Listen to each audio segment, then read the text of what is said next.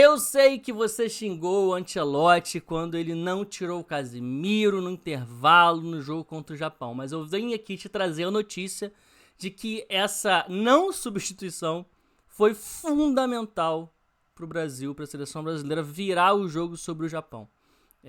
Eu confesso que eu também pedi a substituição do Casemiro no intervalo. Ele foi mal no primeiro tempo, errou no lance do gol do Japão, apesar de não ter sido o maior erro ter sido dele, pra mim foi do Danilo, mas pra mim ele também deveria ter sido substituído porque ele estava mal no primeiro tempo.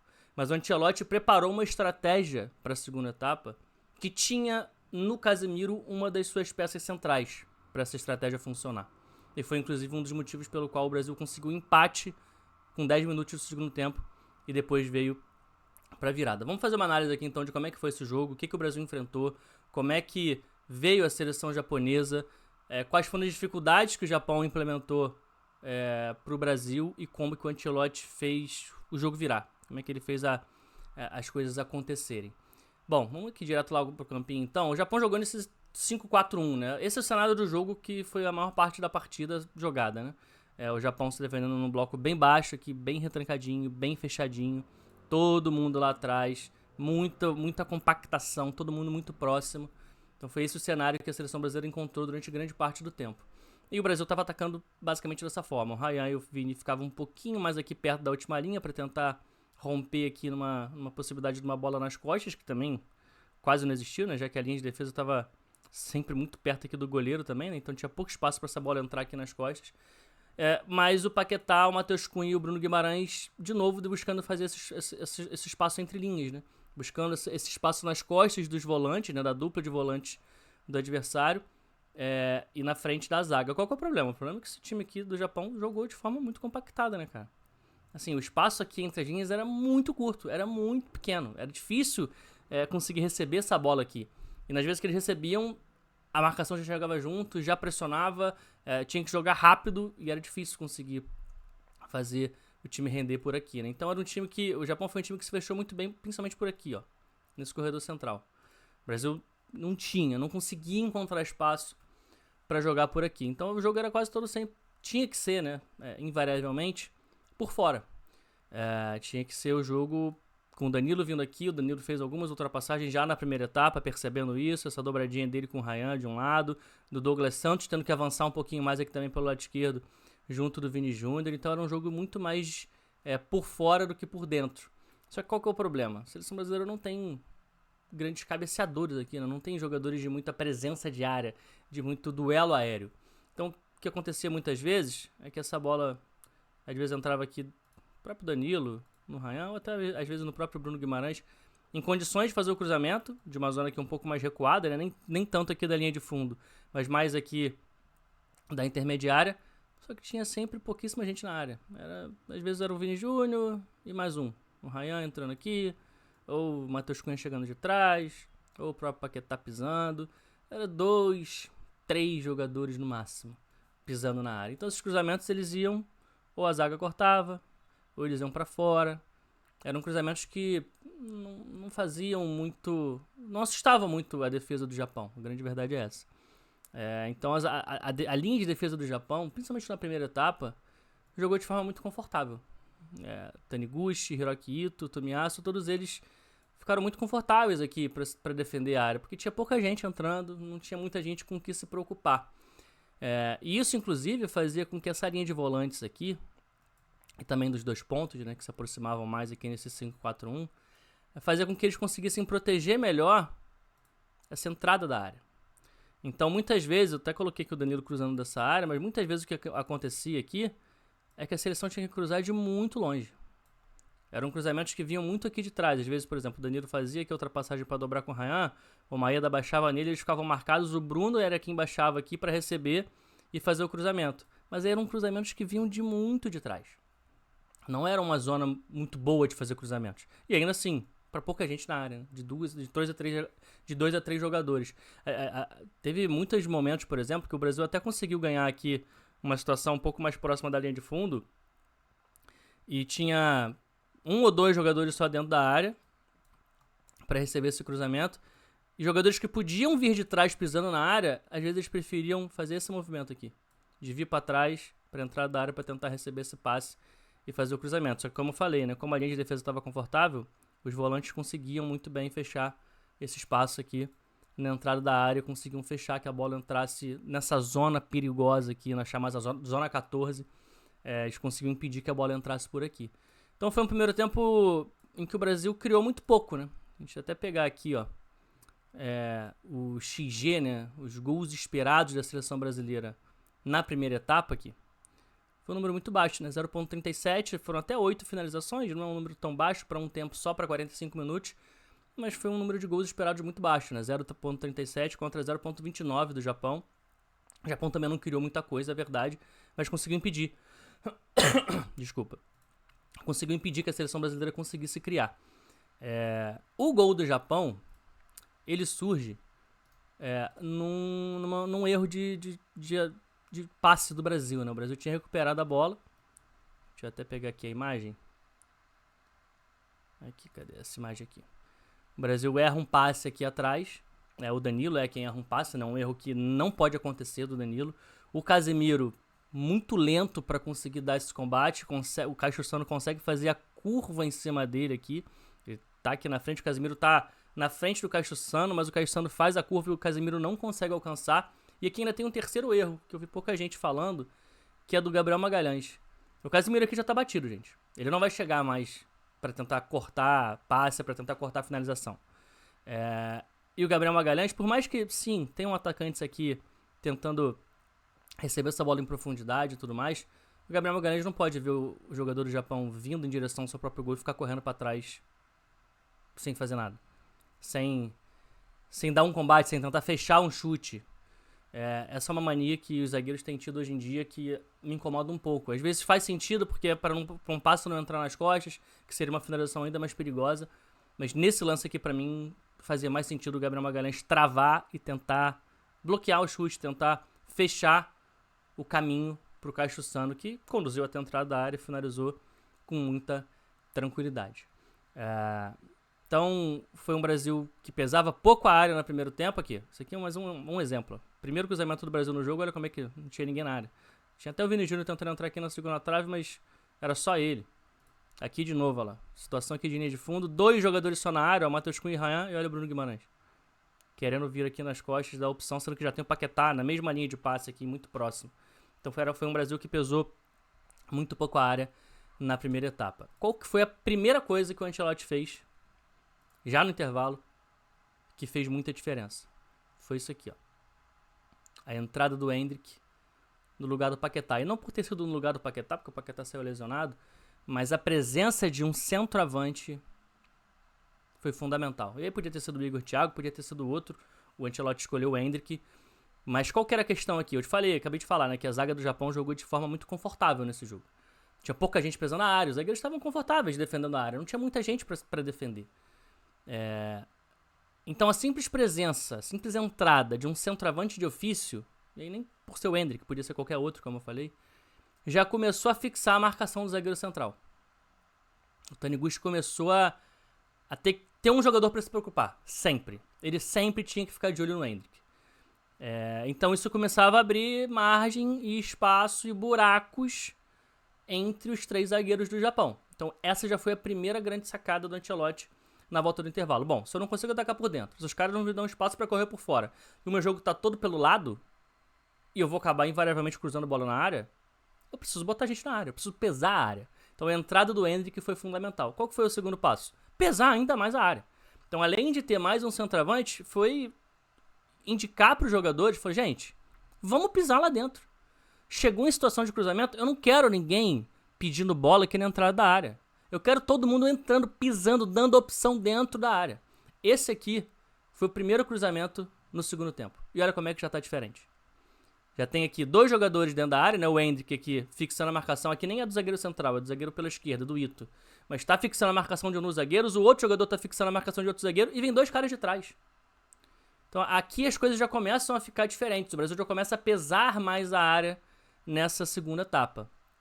Tanto que, se a gente olhar aqui para os gols esperados do primeiro tempo, 0,37. E comparar com o do segundo tempo, 1,70, pô, isso aqui é um indicativo absurdo de como a seleção brasileira melhorou e melhorou muito do primeiro pro segundo tempo.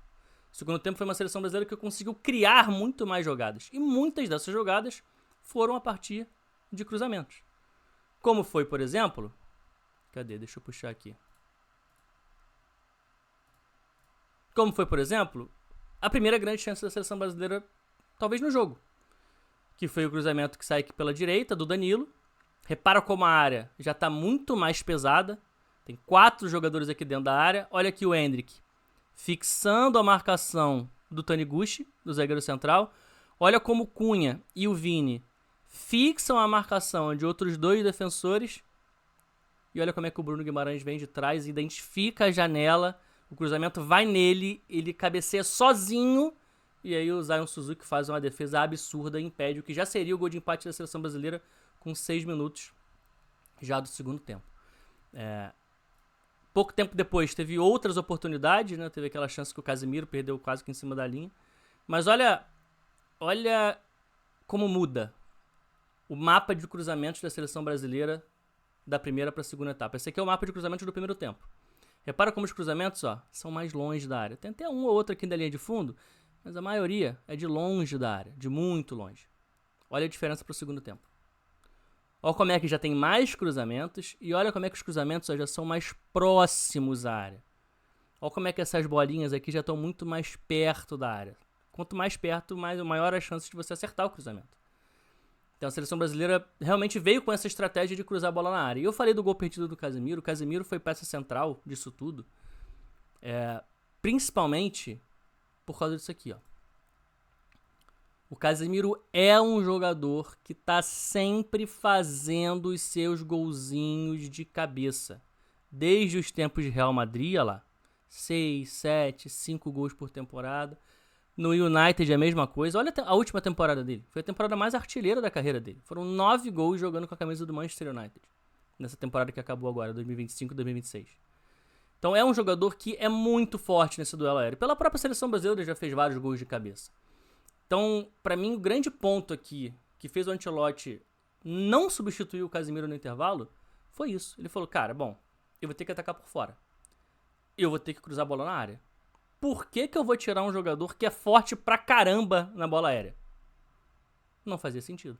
E, de fato, ele ficou em campo e não só ficou em campo, como ele conseguiu ser muito importante. Aqui, ó, esse aqui é o mapa de ações do Casemiro no primeiro tempo. Olha como é que todas as ações do Casemiro são fora da área. Ele não estava entrando na área, nem é muito a função dele mesmo, né? Num jogo normal, tudo mais. Ele é um cara que fica mais na base da jogada mesmo. Mas agora, olha como é que muda o mapa de ações dele no segundo tempo. Já são 3 ações dentro da área. Então já é um cara que recebeu a instrução de ir mais na área, de pisar mais na área, de dar mais essa opção lá dentro. Então a gente vai ver aqui, por exemplo, a origem do lance do gol. Essa aqui já é a origem do lance do gol da seleção brasileira, que é uma jogada que começa do lado esquerdo, sai o cruzamento e olha onde está o Casemiro. Olha como é que o Brasil tem aqui 2 jogadores pisando a área aqui mais para perto da pequena área, mas tem 2 jogadores aqui já entrando, pisando aqui também. E o Casemiro sendo um desses caras que está pisando na área. Mas eu queria chamar a atenção para onde ele está. O Casemiro ele está aqui na segunda trave, no segundo pau. Justamente no momento em que a bola está saindo, o cruzamento está saindo aqui do lado esquerdo. Agora esse cruzamento aqui é cortado, a bola volta aqui no Vini Júnior e o Brasil circula a bola para o outro lado. O Brasil vira o corredor. E a partir do momento em que o Brasil vira o corredor, o Casemiro vai fazer esse movimento aqui. Ele vai de novo buscar o espaço na segunda trave, mais uma vez. Então me parecia que, ou por uma decisão dele próprio, ou por uma instrução vindo do banco de reservas, era para o Casemiro não só entrar na área, mas ele buscar o espaço na segunda trave. Então, o Brasil vira a bola para o lado de lá, o Casemiro busca o espaço na segunda trave, quando sai o cruzamento, acaba que nem vai diretamente para ele, né? Na verdade, esse aqui nem é o lance do gol, é o lance daquele gol que foi inacreditavelmente tirado em cima da linha, né? O cruzamento sai na segunda trave, só que acaba indo pro Douglas Santos, né? O Douglas Santos cabeceia para dentro e o Casemiro Na hora de cabecear ali, a bola bate no zagueiro, rebate, bate no braço, sai e acaba não saindo o gol da seleção brasileira. Mas já tinha sido a segunda chance em 8 minutos de jogo que o Brasil criou no segundo tempo. Era um Brasil realmente muito mais presente, muito mais perigoso na segunda etapa. Até que veio o lance do gol, né? 2 minutos depois do lance anterior, do gol perdido. Passe de retorno, olha como é que o Vini Júnior ele atrai a marcação de 2 japoneses, faz esse espaço na entrada da área ficar mais livre, mais aberto. Repara como os volantes do Japão, como tem mais gente dentro da área, eles precisam entrar na área também para proteger mais essa zona mais perigosa, e isso gera espaço na entrada da área, que foi o que eu falei. Os cruzamentos da seleção brasileira começam a ficar mais perto da área, começam a ser feitos aqui de zonas mais perigosas. A bola vem no Gabriel Magalhães, e olha onde é que tá o Casemiro. Justamente buscando esse espaço na segunda trave, entre o zagueiro pela esquerda, que é o Hiroki Ito, e o Nakamura, que é o ala pela esquerda, que tá aqui voando, né? Tá marcando ninguém. Essa bola entra ali no Casemiro. O Casemiro consegue fazer o gol. Então, esse gol de empate do Brasil já mostrava muito de qual que era a estratégia do Ancelotti para a partida, o que ele queria da seleção brasileira. O lance, acabou que o segundo gol saiu só muito depois, né? E foi um gol um pouco diferente. Mas é um gol que também tem um pouquinho da estratégia do Ancelotti. E aí não em relação ao Endrick, né? E não em relação a cruzamentos na área, mas em relação à entrada do Martinelli. Porque, repara, primeiro tem a genialidade aqui do Bruno Guimarães de meio que indicar o tempo inteiro de que ele vai chutar. Tanto que o Caio Sano, que tá perto dele aqui, vai em cima dele para tentar fechar o chute, desesperadamente tentar fechar o chute. E olha esse zagueiro aqui do Japão. Ele já tá com o braço para trás, prontinho para tentar bloquear uma finalização. E assim, eu não posso mostrar aqui o vídeo, né? Infelizmente, tem que ser o print.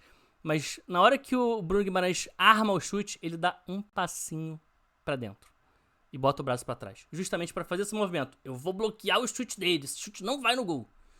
Então isso já faz essa janela aqui aumentar um pouquinho mais.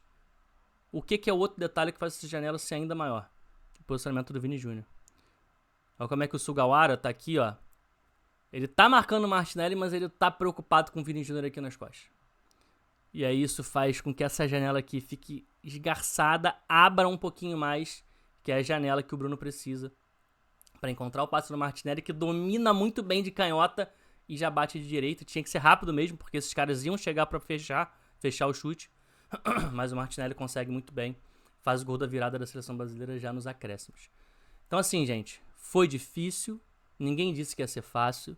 A seleção japonesa é uma seleção muito organizada. Se defendeu muito bem contra a seleção brasileira. É e sempre vai ser muito difícil jogar contra times retrancados. Mas eu gostei muito de como o Ancelotti arrumou soluções. De como ele leu o jogo, entendeu o que o time precisava, fez o que tinha que fazer para a seleção melhorar e melhorar muito no segundo tempo. Então, assim, acho que o desempenho do Brasil no segundo tempo, apesar do gol ter sido no final e ter dado todo aquele aperto no coração, né? Aquele medo de que não vai dar, vai pra prorrogação, vai pra pênalti, mas a seleção brasileira jogou muito bem no segundo tempo. E sabia o que fazer e como fazer. Diferente do primeiro, que teve realmente dificuldade, não criou quase nada. Mas no segundo tempo, não. No segundo tempo, a seleção criou muita coisa boa. Então fica esse ponto positivo, que vem às oitavas de final. E que bom, né? Que bom que nós temos um técnico que tenha leitura de jogo e que saiba o que tem que fazer pra gente vencer jogos em momentos decisivos, em momentos de mata-mata, e que continue assim até a final e que o Brasil seja campeão do mundo. Tá? Não se esqueça de se inscrever no canal, deixar o like, espalhe esse vídeo aqui pra todo mundo se você tiver gostado, se tiver curtido. Valeu, falou e tamo junto.